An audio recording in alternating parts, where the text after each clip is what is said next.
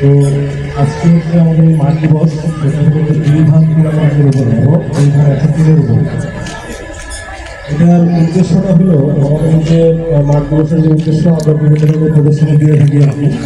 প্রদর্শনী দেওয়ার পরে উদ্দেশ্যটা থাকে যে আমরা একটা জাত আপনাদের সামনে নিয়ে আসি, সেটা আপনাদের দেখানো যে জাতটা আমাদের ভালো করে। আপনারা সবাই করেন কি স্বর্ণদান করেন, স্বর্ণদান করেন। তো এখানে উদ্দেশ্যটা হলো যে একটা জাত সম্পর্কে যদি আপনারা জানেন যে এই জাতটা ভালো, তাহলে সেটা আপনারা পরবর্তীতে চাষ করবেন।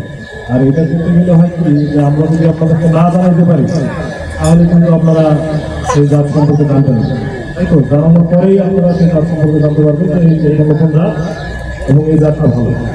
আর এখানে সেই উদ্দেশ্যে আপনাদেরকে থাকা আমাদের এই যে অফিসের আশেপাশে শুরু করে কিন্তু 93 ধানটা অনেকজনই করছে, ঠিক আছে? অনেকজনই করছে। এখন বিষয়টা হলো যে এই জাতটা সম্পর্কে আপনারা দেখবেন, ঠিক আছে? গরিবের ধান আছে, আপনারা দেখবেন যে আসলে কী অবস্থা হয়েছে, ধানের কী অবস্থা, সেটা দেখার পরে আপনারা নির্ধারণ করবেন যে আসলে জাতটা কেমন, ঠিক আছে? যেমন যে আমাদের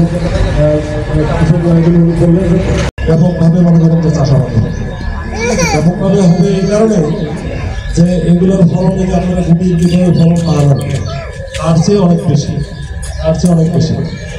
আর আরেকটা জিনিস যেটা সবচেয়ে গুরুত্বপূর্ণ জিনিস, যে আমি মনে করি যে এর আগেও বলছি যে অনেক সুন্দর জাত আমরা লাগাইছি, অনেক সুন্দর, ধানও ভালো হয়। আমি নিজে লাগাইছি, গত দিন মারছি তো 10 শতক মারছি, 10 শতক যা হানিছে আমার মোটামুটি প্রায় 8 মণ।